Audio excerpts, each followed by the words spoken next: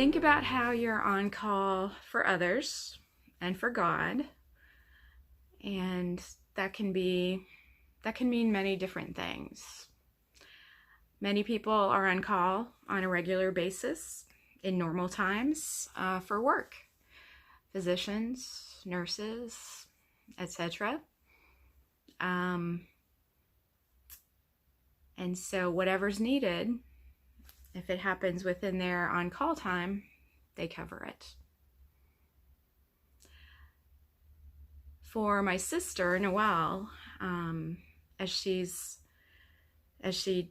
battled cancer the last several years, I felt like I was on call for her and could be called up to New York to help her in any way that she needed it at any time. So the end of January, when I left to be with her, I was on call and it was time. Since then, you've all been on call for me.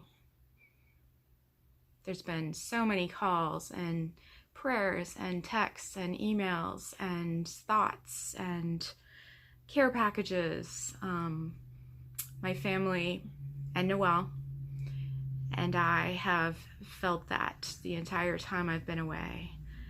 Thank you.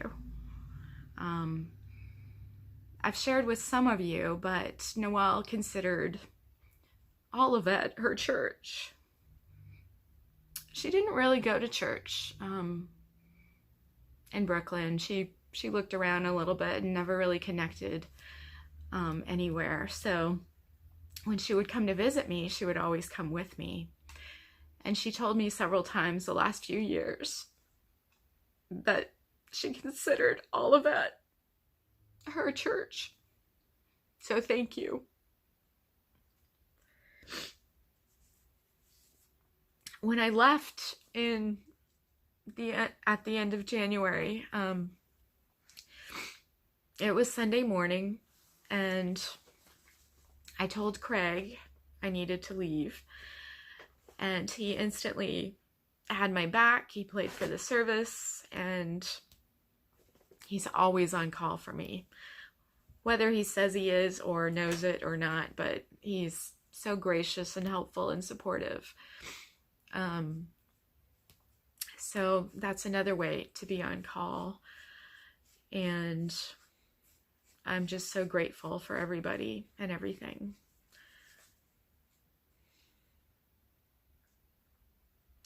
Being on call can be as simple as a willingness to help others. While I was up in Brooklyn, the best thing that came out of this was not only seeing my support system and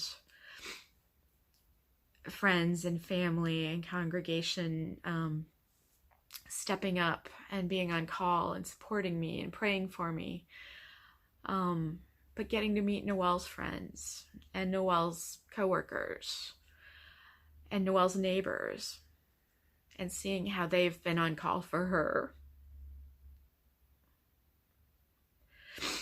Well, I was in Brooklyn. Many of her neighbors brought food and checked in on us and ran errands, even provided some of us a place to sleep at night so that Noelle's condo wasn't so crowded. And they were on call for us. God was on call for us through them.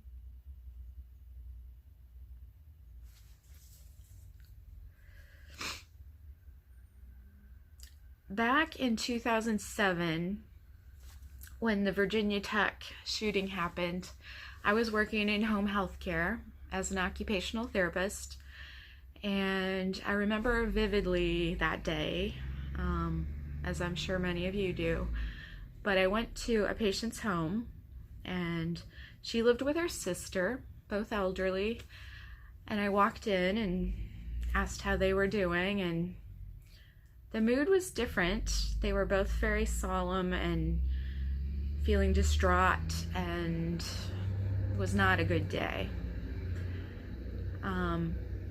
But I noticed their TV was on, and I turned it off, and we talked a little bit, and then proceeded with our therapy session. And at the end, things felt a little bit better. The focus had shifted a little bit. But I ran out to my car and grabbed a hymnal that I had in the back seat. And so for a little bit, we sang songs. I played hymns on their piano. And we were on call for each other. God was on call through us all that day.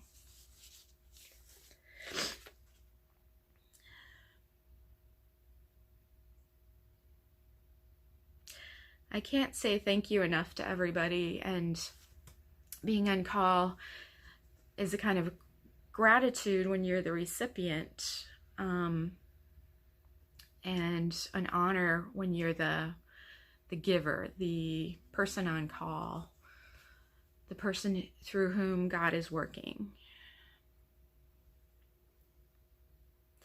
You were and are on call for me and for others. You are on call for Noelle, and you're on call for my family. Thank you.